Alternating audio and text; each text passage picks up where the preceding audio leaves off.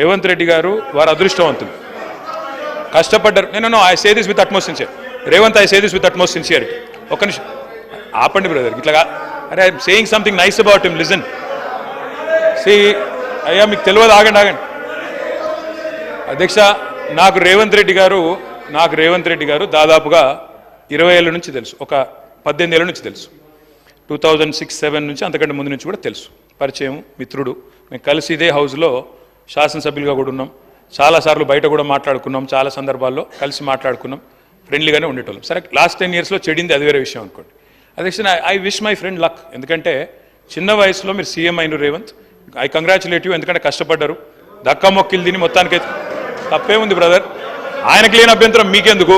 సరే రేవంత్ రెడ్డి గారు అరే కుసో స్వామి, ఎందుకు దీనికి? I use to call him Revanth only, what is your problem? సరే ఓకే, రేవంత్ రెడ్డి గారు మీ వాళ్ళకి బాధ అవుతున్నట్టు, కుసో. అధ్యక్ష, సభానాయకుడిని ఆయనకు లేని బాధ మీకెందుకు స్వామి?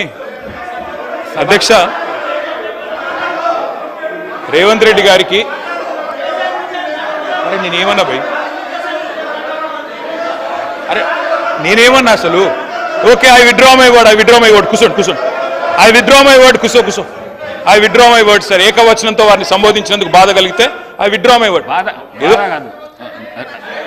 కేటీఆర్ గారు సభానాయకుడిని ఏకవచనంతో వాడొద్దనేది సాంప్రదాయం మీకు కూడా తెలుసు, ఎందుకంటే మీరు సీనియర్ శాసనసభ్యులు, మీరు అది విత్డ్రా చేసుకున్నారు, సంతోషం. ప్లీజ్ కూర్చోండి సార్.